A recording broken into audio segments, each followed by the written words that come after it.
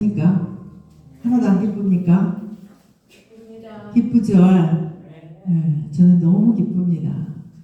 아침에 이렇게 창문을 보니까 이렇게 단풍이 너무 아름답게 이렇게 나뭇잎이 변하는데, 야, 참 하나님의 이 창조 질서나 하나님의 이 보존하심, 이것이 만약에 우리에게 없다면 얼마나 우리가 불행한 삶일까. 사실 타락한 상태에서도 지금 모든 피조물들이 고대하고 있는 상태잖아요. 그런 상태에서도 이렇게 하나님께서 그나마 아름답게 유지하고 있다는 것, 저는 이게 우리가 정말 이 오늘 말씀처럼 하나님의 소망 안에서 우리가 정말 기뻐하고 감사해야 할 줄로 믿습니다. 아멘. 아멘. 오늘 지금 우리가 14장과 15장에서 도대체 그리스도인의 자유에 대해서 이야기를 계속합니다. 바울이. 우리가 사실 하나님한테 자유의지를 우리는 부여받았잖아요. 근데 그러면 그리스도인의 자유는 도대체 무엇이고, 하나님께서는 왜 이렇게 공동체를 세우셔서 이 공동체가 연합되기를 계속 말씀을 하고 계시는지. 여러분, 이 교회가 우리가 때로는 사실 세상으로부터는 많은 이야기를 듣게 됩니다. 근데 하나님께서 이 교회를 통해서 하시는 일들은요, 우리가 다 보지 못하고 듣지 못해서 그렇지 엄청난 일을 하고 계십니다. 그래서 바울은 그것을 계속 이야기를 합니다. 그리스도인의 자유, 그리고 공동체의 연합에 대해서 이야기를 하는데, 강한 자기 확신을 우리는 가지게 됩니다. 그렇죠? 여러분도 강한 자기 확신을 갖고 계시죠? 그리고 높은 수준에 또 우리는 영적 지식에도 이르게 됩니다. 이렇게 개인에게 자유라는 선물을 하나님께서는 허락을 하셨습니다. 여러분, 그렇지만 우리가 하나님께서 주신 이 자유가 우리 스스로 통제되지 않는 자유, 절제가 없는 자유라면 여러분 어떻겠습니까? 우리가 말 쉽게 하는 대로 아주 무질서한 상태가 될 것입니다. 여러분, 우리 그리스도인들, 이 성도의 자유는요, 이 공동체 안에서 수용이 될 수 있을 때가 가장 아름다운 자유를 누리게 됩니다. 근데 또 공동체의 덕을 무너뜨리는 개인의 자유는 아무리 높고 위대하더라도 여러분, 우리는 그것을 철저하게 제한을 시킬 줄 알아야 합니다. 여러분, 지식, 얼마나 지식이 지금 풍성한 시대입니까? 어디를 가나 우리는 지식을 공유할 수가 있습니다. 그런데 지식은 여러분 결코 하나님을 떠나 마음을 교만하게 만듭니다. 하지만 이 하나님께서 주시는 이 사랑은 여러분 또 세상을 변화시키고 덕을 세우게 만듭니다. 그래서 성경에 그러죠. 믿음과 소망과 사랑은 항상 있을지언, 항상 있다고 합니다. 이 소망, 믿음, 사랑은. 근데 그 중에 제일이 무엇이라 합니까? 사랑이라고 합니다. 그렇다면 여러분, 이거 다 알고 계시죠? 이 말씀. 믿음, 소망, 사랑은 항상 있을진데 그 중에 제일은 사랑이라. 그럼 어떻게 여러분 이 삶을 실천하고 계십니까? 믿음, 소망, 사랑. 아멘. 여러분, 우리는요, 타락한 우리의 본성은 자기 중심적인 삶에 아주 익숙합니다. 내가 만족하지 않으면 거리를 둡니다. 그리고 내가 기쁘지 않으면 절대로 헌신하지 않습니다. 우리가 이 공동체 안, 특히 이 교회 안에는 여러분, 믿음이 아주 좋은 사람도 있고 믿음이 약한 사람도 있다고 바울은 이야기를 했습니다. 그러나 또 바울이 이렇게 이야기를 합니다. 우리에게 이 자기 기쁨이나 자유를 추구하기보다 이웃의 유익을 구하라고 바울은 계속 권면을 합니다. 예수님도 똑같은 말씀을 많이 반복을 하셨습니다. 그러니까 우리가 본질을 정확히 알아야 된다는 것입니다. 근데 우리는 이 비본질적인 것을 가지고 사람을 평가하고 판단하고 그리고 공동체를 무너뜨리는 경우가 많습니다. 그렇다면 우리가 이 본질을 바로 알아야 하는데, 본질에는 사실 크게 관심이 없습니다. 그냥 비본질에만 목소리를 높이는 분들이 의외로 교회가 많습니다. 그렇다 보니까 교회가 시끄러워지고 교회가 다툼이 일어나고 문제를 일으키게 됩니다. 여러분, 본질이 아닌 이 본질에는요, 신앙의 자유를 허락하라고 바울은 말을 합니다. 본질은 너희들이 철저하게 붙들고 가되 비본질에는 너무 그렇게 각을 세우지 말고 신앙의 자유를 허락해 주라는 것입니다. 이 본문, 오늘 본문은 여러분, 그래서 단순한 도덕적인 권면이 아닙니다. 우리가 살아가는데 복음의 실제적인 적용을 하라는 것입니다. 그랬을 때 그리스도의 이 몸된 교회가 세워지고 하나님의 영광이 여러분 세상을 통해서는 절대로 드러내지가 않습니다. 이 하나님의 영광이 교회를 통해서 드러나려면 우리는 여러분 서로를 반드시 기쁘게 해야 한다는 것입니다. 그리고 한 마음, 똑같은 마음, 한 입으로 하나님을 찬양을 해야 합니다. 오늘 본문에 보니까 믿음이 강한 자가 책임을 지라고 바울은 이야기를 합니다. 우리가 1절 말씀해 보시면은 우리 강한 자가 마땅히 믿음이 약한 자의 약점을 담당하고 자기를 기쁘게 하지 아니할 것이라 그럽니다. 어떻게 여러분, 믿음이 약한 자의 약점을 담당을 잘 해주고 계십니까? 그렇지 않죠? 우리는 사실 그렇습니다. 믿음이 약한 자의 믿음을 넘어뜨려 버릴 때가 너무나 많습니다. 왜요? 내 중심적인 삶을 살아가기 때문에 그렇습니다, 여러분. 사실 우리 교회가 많은 성도님들이 오시는데 여러분들이, 믿음이 강한 여러분들이 그분들의 약점, 여기서 지금 성경은 어때요? 약한 자의 약점이라고 이야기를 합니다. 그분들은 이제 교회를 오셨기 때문에 약점이 많은 분들입니다. 근데 그것을 성경은 담당하라고 이야기를 합니다. 그러면서 자기 자신을 기쁘게 하지 말라고 합니다. 그러니까 내 자신을 만족하기 위해서, 내 자신을 기쁘게 하기 위해서 연약한, 믿음이 약한 자의 약점을 담당하지 말고 그렇게 말하지 말라는 것이죠. 그래서 여러분, 이제 여러분들이 공동체 안에서 여러분들은 성숙한 믿음을 가지신 분들이기 때문에 여러분들은 이제 성도님들이 들어오면 그들의 약점을 담당을 하셔야 합니다. 바울은 강한 자가 약한 자를 비판하거나 무시하지 말라고 이야기를 합니다. 그의 약점을 함께 짊어지라는 것이죠. 근데 이것을 바울은 어떻게 이야기를 하냐면요, 필연적이라고 이야기를 합니다. 해도 되고 안 해도 되는 것이 아니라 필연적인 것이다. 그것은 너희가 이웃을 기쁘게 하고 선을 이루고 덕을 세우라는 것입니다. 그렇다면 여러분, 우리가 이웃을 기쁘게 하려면 어떻게 해야 하는지 여러분 너무나 잘 아시는 부분입니다. 그리고 선을 행하라는 것은, 선을 이루라는 것은요, 말씀대로 살아라는 것입니다. 이 덕은요, 여러분, 사전에서 찾아보면 윤리적 이상을 실현해 나가는 인격적 능력이라고 이야기를 합니다. 그러니까 연약한 형제를 기쁘게 하기 위해 자신의 기쁨조차 희생을 하는 사람은요, 하나님께서 특별하게 주시는 것이 있습니다. 거기서부터 자연스럽게 영혼의 기쁨을 우리는 만끽하게 됩니다. 하나님께서 이렇게 하라는 것은요, 상대에 대한 기쁨도 좋지만 우리가 기쁨을 주는 우리 스스로에게도 여러분 그 기쁨, 그 역설적인 진리를 체험을 하라는 것입니다.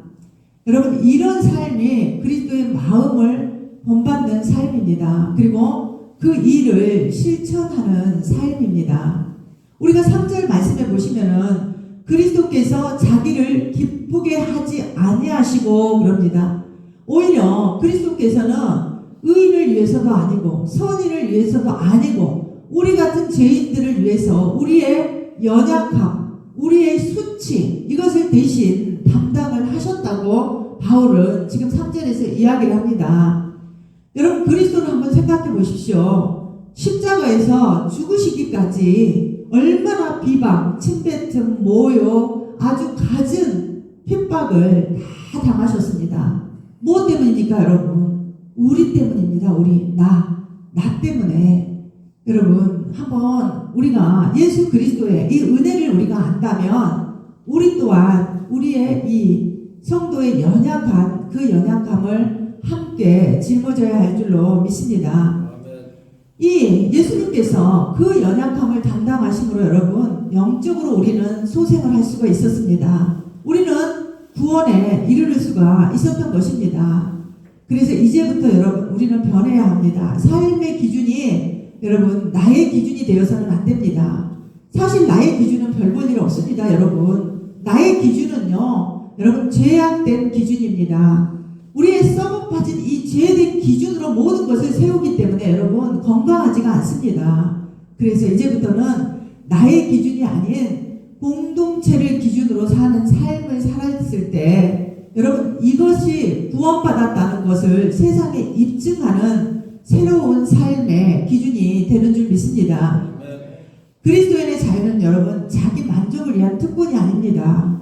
약자를 섬기기 위한 책임이라고 바울은 이야기합니다. 진정한 성숙은 여러분 남을 세우는 데 있습니다. 만약에 여러분이 복음을 전할 때 기독교 세계관의 핵심을 전하고 싶어 하지 않습니까 여러분? 삼위일체에 대해서도 전하고 싶고 대속, 영생, 부활 이런 거 기독교 세계관의 핵심을 전하고 싶지 않습니까 여러분? 그렇죠. 그러나 여러분 복음을 듣는 사람이 먼저 보는 것이 있습니다. 그것은요 그리스도인의 행동 양식이나 가치 체계를 그들은 보게 됩니다. 이 가치 체계가 세상 사람들과 다르지 않다면 여러분 기독교 세계관이 우월하다고 여러분들이 어떻게 세상에서 설명을 할 수가 있겠습니까? 오늘날 교회가 깨어지고 상처받은 이유 대부분이 여러분 뭔지 아십니까?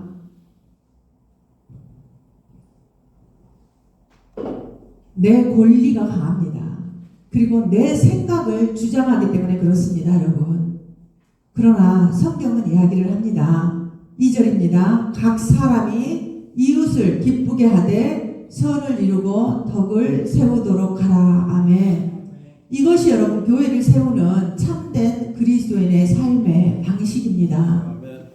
두 번째는 성경의 교훈을 통해 우리는 인내와 위로를 얻는다고 이야기를 합니다. 4절 말씀입니다. 무엇이든지 전에 기록된 바는 우리의 교훈을 위하여 기록된 것이니 우리의 교훈을 위해서 기록됐다고 이야기를 합니다. 우리로 하여금 인내로 또는 성경의 위로로 소망을 가지게 함이니라.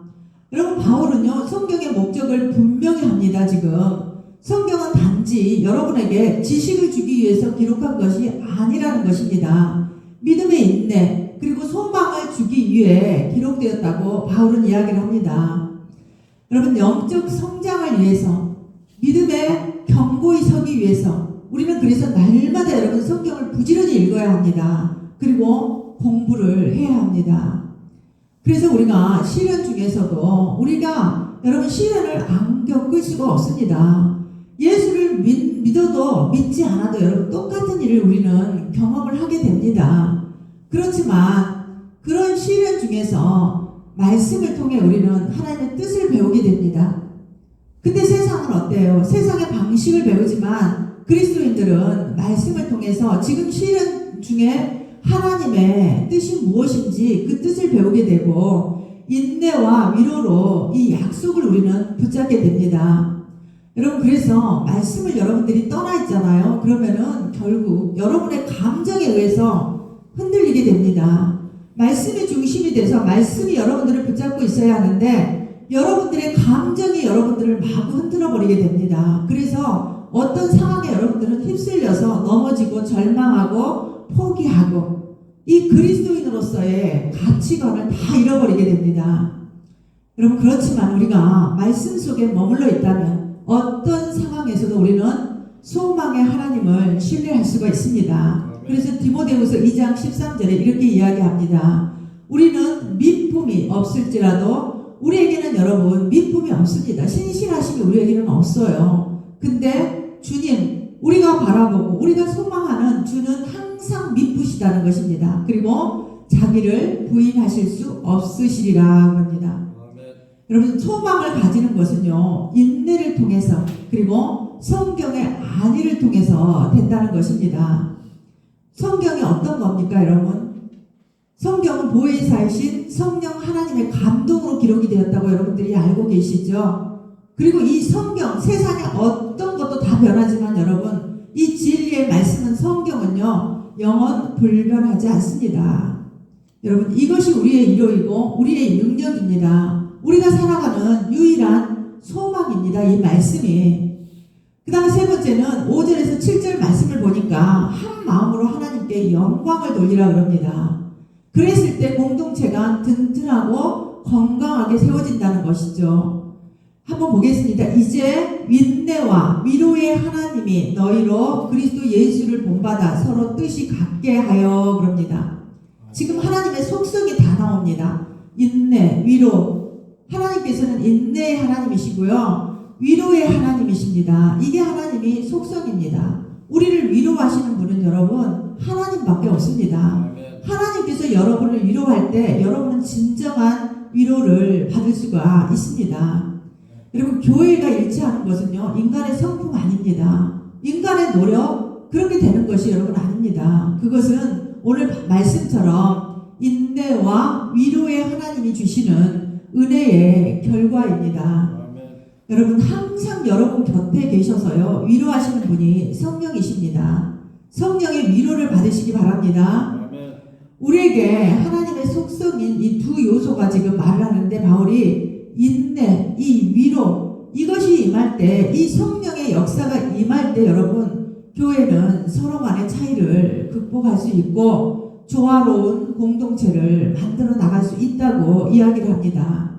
그래서 여러분 공동체가 건강한 공동체는요 이 두 가지에 여러분 이 인내 그리고 위로 이 성령의 역사가 많은 사람이 많을수록 여러분 교회는 건강하고 공동체는 건강하게 세워져 갈 수가 있습니다. 우리가 그것은 여러분 그리스도를 벌을 받아야 합니다. 이게 교회의 연합의 기초입니다. 그래서 우리는 서로 용납하고 같은 마음, 같은 입술 그런 걸 여러분 하나님을 찬양하게 된다고 이 바울은 오늘 이 본문에서 이야기를 합니다. 그래서 우리는 때로는 의견이 맞지 않을 때도 있고 여러분 믿음의 차이를 보일 때도 있습니다. 그럴지라도 궁극적인 삶의 뜻과 방향은 우리는 동일하다는 것을 여러분 잊지 마셔야 합니다. 우리는 그 뜻은 여러분 궁극적인 삶의 목적은요 하나님 영광입니다. 우리 모두가 돌려야 하는 건 하나님 영광인데 아까처럼 비본질적인 것에 사로잡혀서 이것을 보지 못하고 이 일을 이뤄내지 못하는 일이 없어야 한다고 이야기를 합니다. 그리스도께서 7절에 보니까 그리스도께서 우리를 받아 하나님께 영광을 돌리신 같이 너희도 서로 받으라 이럽니다. 그러니까 예수 그리스도가 우리를 받았잖아요. 우리를 받아서 하나님께 영광을 돌리신 것과 같이 너희도 그렇게 하라는 것입니다. 여러분 교회의 일치는요 하나님의 영광인 줄 믿습니다.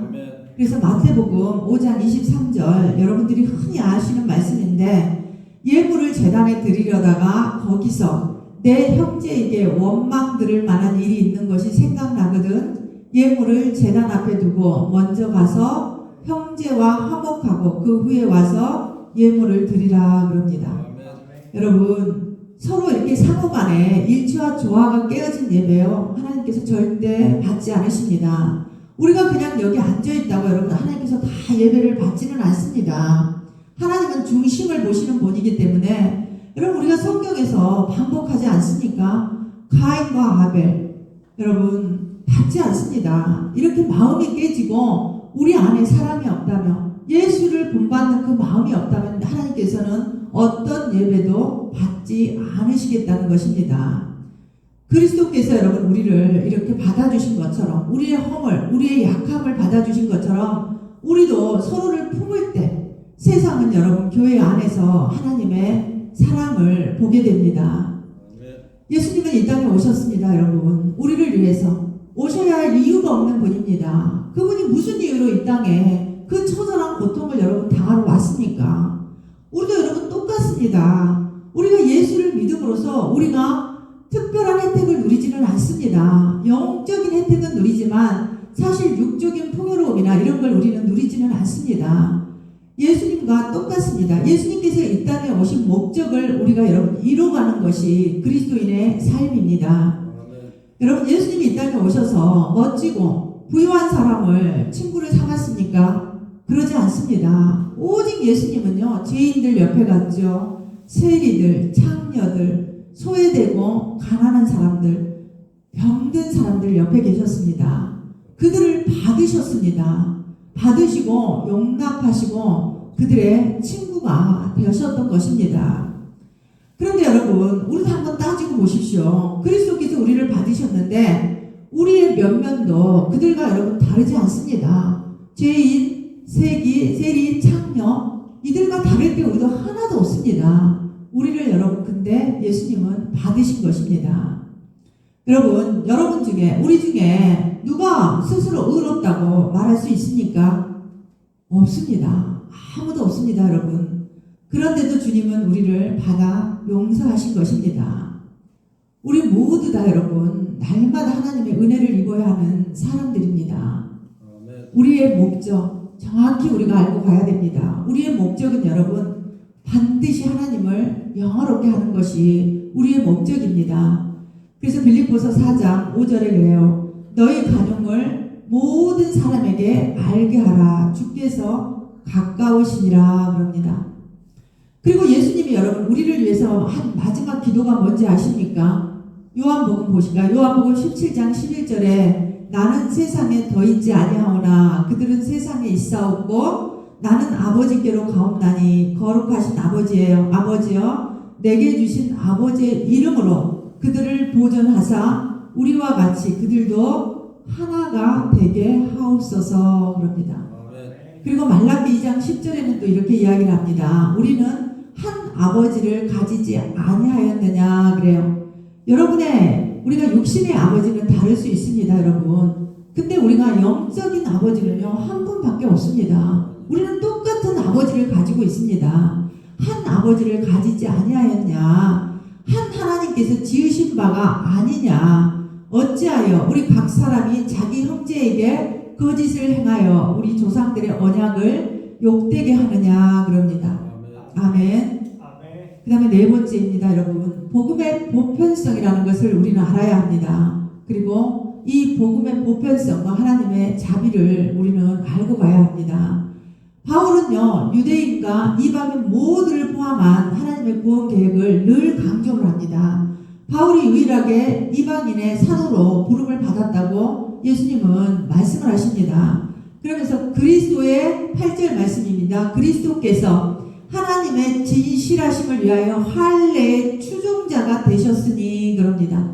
여기서 할례의 추종자라는 것은요, 그리스도인이 유대인의 종으로 오셨죠. 그런 의미입니다. 그러니까 하나님께서 이 약속을 성취하기 위해서 그들의 조상들에게 이 말씀을 언약을 지키시기 위해서 여러분 이 지금 할례의 추종자가 되셨다는 것입니다. 그리스도가 여러분 먼저 유대인으로 오셨죠. 이게 여러분 보편성입니다. 이방인도 하나님의 궁을 안에서 참여하도록 하는 계획이 그대로 창세기부터 여러분 다 드러나고 있습니다. 유대인들만 특별하게 구원을 받는 것이 아니라 이미 하나님께서는요, 유대인을 먼저 택하셔서 이방인들의 구원을 이루겠다고 이미 약속을 하셨습니다. 근데 제가 어제 무슨 말씀을 듣다가 너무 기쁜 게 뭐였냐면요, 이 하나님께서 유대인들을 먼저 선택하셨잖아요. 근데 이 마지막 때에는 우리 대한민국을 선택을 하셨다는 것입니다, 여러분. 얼마나 이게 놀라운 일입니까, 여러분? 그렇게 생각 안 하십니까?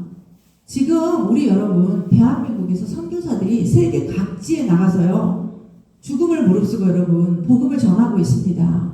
그리고요, 지금 북한 구석구석에 지금 다 들어가고 있고요, 통일이 될 것을 지금 다 믿고 지금 모든 목회자들이 여러분 준비를 하고 있습니다. 그리고 북한으로 보낸 선교사들을 지금 다 양육을 하고 있습니다, 여러분.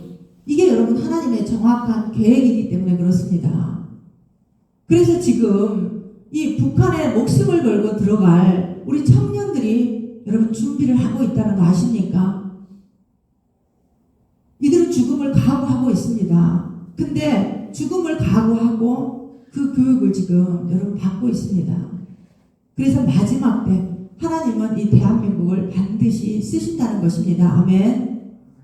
안 믿어집니까? 아멘이죠. 여러분의 자녀가 될 수도 있습니다, 여러분.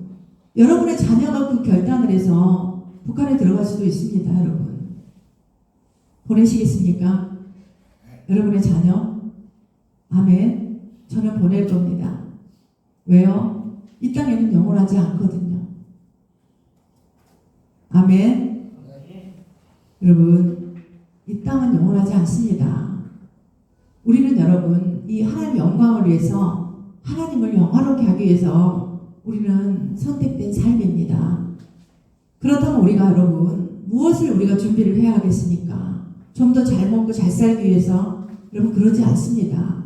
우리는 하나님을 영화롭게 할 존재이기 때문에 그분을 영화롭게 할 수 있는 일을 우리는 선택을 해야 합니다. 아멘. 하나님께서는 여러분, 우리에게 주신 모든 약속들은요, 불변하는 진리임이 예수 그리스도를 통해서 이미 우리는 입증이 되었습니다.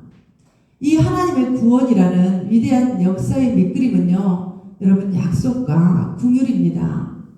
그래서 바울은요, 구약의 여러 말씀을 가지고 와서 지금 인용을 합니다. 9절, 10절 말씀해 보시면은요, 지금 바울이 신명기, 시편, 이사야 말씀을 인용을 합니다. 그러면서 뭐라고 합니까? 이방인들도 하나님을 찬양하게 될 것이라고 예언을 합니다. 여러분, 복음은요, 민족과 언어와 배경을 초월합니다.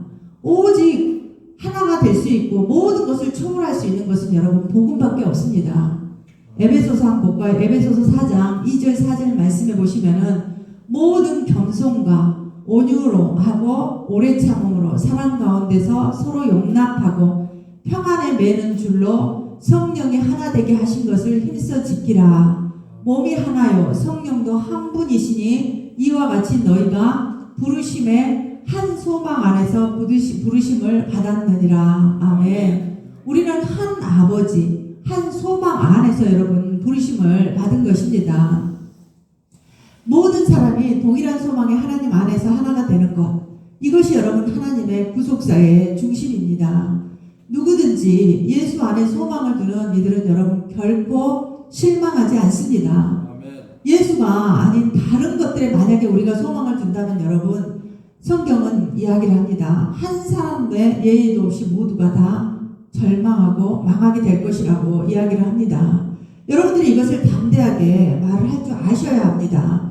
그냥 상대가 받아들이기에 걱정이 돼서 성경 말씀을 여러분 반드시 망한다고 해요. 예수를 믿지 않으면 반드시 망하고 지옥을 간다고 합니다. 그것을 우리는 이제 여러분 강하게 이야기할 줄 알아야 합니다.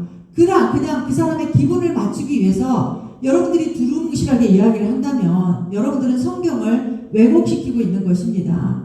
그래서 여러분 반드시 명확하고 정확하게 우리는 이야기를 해야 할 줄로 믿습니다. 오늘 가서 그러세요. 여러분 남편에게, 여러분 아내에게 당신은 예수를 믿지 않으면 지옥 갈 거야, 멸망할 거야, 이거 분명하게 여러분 이야기해 주셔야 합니다. 그냥 조금 있다 나와도 돼, 그냥 이렇게 해도 돼. 여러분 성경은 그렇게 말하지를 않습니다. 왜입니까 여러분? 사도행전 4장 12절 한번 말씀해 볼까요? 사도행전 4장 12절, 다른 이로서는 구원을 받을 수 없나니 천하 사람 중에서 구원을 받을 만한 다른 이름을 우리에게 주신 일이 없음이라 하였더라. 아멘. 다른 구원 없습니다 여러분. 어디서 구원을 받습니까? 여러분 다른 종교 가서 구원 받습니까? 성경이 분명하게 이야기하잖아요. 하나님이 하신 말씀이에요 여러분. 이것은 다른 이로서는 구원을 받을 수가 없다. 천하 사람 중에 구원을 받을 만한 다른 이름을 우리에게 주신 일이 없다고 이야기합니다. 아멘. 그 다음에 다섯 번째는 소망의 하나님께 소망을 두라입니다. 13절 말씀입니다. 소망의 하나님이 모든 기쁨과 평강을 믿음 안에서, 여러분 단어 잘 보십시오. 소망의 하나님이 모든 기쁨과 평강을 어디 안에서입니다? 믿음 안에서 너희에게 충만하게 하사. 무엇으로입니까? 어떤 능력입니까? 성령의 능력, 인간의 능력이 아닙니다 여러분. 성령의 능력으로 소망에 넘치게 하시기를 원하노라. 아멘. 하나님은 여러분 소망의 대상이 아닙니다. 소망을 일으키시고 충만케 하시는 주체가 여러분 하나님이십니다. 이 구절은 여러분 이제 바울이 축복이죠. 어마어마한 축복이고요. 로마서 15장의 절정이라고 할 수가 있습니다. 하나님은 여러분 소망의 근원이 되시는 분입니다. 우리의 상황이나 감정이 아니라 그분 자신이 우리의 소망입니다. 우리가 믿음 안에 거할 때 하나님은 성령으로 우리 마음을 채우실 것입니다. 우리의 성령으로 우리를 충만케 하셔서 우리가 아무리 절망적인 상황 속에서도 우리의 기쁨과 평강을 우리가 누릴 수가 있습니다. 소망이 넘치게 되게 됩니다, 여러분. 그게 성령 하나님께서 여러분 안에서 여러분을 가득 채우고 충만하게 채우고 계시기 때문에 우리가 누릴 수 있는 기쁨, 평강, 소망이 되는 줄로 믿습니다. 여러분, 세상은요 소망이 흔들릴 때 다 무너집니다. 그러나 우리의 소망은 하나님의 신실하신 위에 세워진 소망이기에 우리는 결코 부끄러움을 당하거나 절대로 여러분 무너지지 않음을 기억하시기 바랍니다. 로마서 5장 5절에 이렇게 이야기를 합니다. 소망이 우리를 부끄럽게 하지 아니함은 우리에게 주신 성령으로 말미암아 하나님의 사랑이 우리 마음에 부은 바 됨이니. 아멘. 여러분, 결론입니다. 소망의 하나님을 바라보는 예수 공감교회 공동체가 되시기를 바랍니다. 아멘. 바울은 우리에게 세 가지를 요청을 합니다. 먼저 너희는 약한 자를 담당하라 그럽니다. 지금 오늘 여기 나오신 분들은 여러분 강한 자들입니다. 약한 자들은 순간순간 무너집니다, 여러분. 그래서 이 세상의 유혹과 미혹을 절대로 이기지 못합니다. 그래서 여러분 거룩하게 안식일을 지킬 수가 없습니다. 그렇다면 여러분 우리는 이제 정확한 소망을 가지고 이 약한 자를 우리는 담당을 해야 합니다. 그리고 우리는 말씀 안에서 인내와 위로를 받을 줄 알아야 합니다. 왜요? 소망의 하나님은 근거가 되시기 때문에 그렇습니다. 그리고 우리는 이 소망의 하나님을 신뢰해야 합니다. 성령의 능력으로, 오직 성령의 능력으로 우리는 소망이 넘치는 삶을 살아야 합니다. 여러분, 오늘날 교회가 다시 하나가 되고 세상 속에서 빛을 발하기 위해서는요, 이제 우리는 철저하게 자기중심적인 신앙에서 이제 벗어나야 합니다. 그리고 소망의 하나님을 바라보는 믿음이 반드시 필요합니다. 그러면서 바울은 축도로 오늘 마무리를 합니다. 15절 볼까요? 소망의 하나님께서 여러분 안에 기쁨과 평강을 충만케 하사 성령의 능력으로 소망이 넘치게 하기를 간절히 축원한다고 여러분 이렇게 축도로 바울이 마무리를 합니다. 여러분 진정한 의미의 기쁨, 진정한 의미의 평강은요 하나님께로부터 기억하시기 바랍니다. 그 통로가 근데 여러분 우리의 믿음입니다. 여러분들이 그걸 믿을 때, 말씀을 붙잡고 그 말씀을 믿고 예수 그리스도를 신뢰할 때 여러분 그 통로를 통해서 여러분에게 기쁨과 소망이 가득할 줄 믿습니다. 이렇게 소망이 여러분 풍부해서 그 풍부함이 넘치는 사람만이 여러분 환난과 핍박 중에도 믿음을 버리지 않고 끝까지 우리는 선한 싸움을 싸울 수가 있습니다. 여러분 이제 마지막 때입니다. 이 마지막 때에 여러분 더욱더 신앙생활을 하기가 어려워질 수도 있습니다.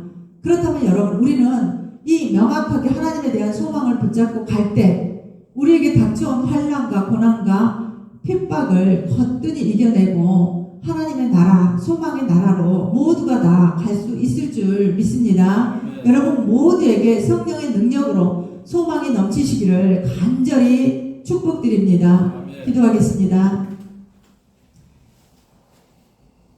소망의 하나님, 하나님의 사랑은 어찌 그리 깊고 영원불변하시며 세상의 어떤 것도 비할 수 없는 사랑입니다. 우리가 그 사랑을 받았습니다. 하나님 날마다 우리 안에 기쁨과 소망이 가득하게 하여 주시옵소서.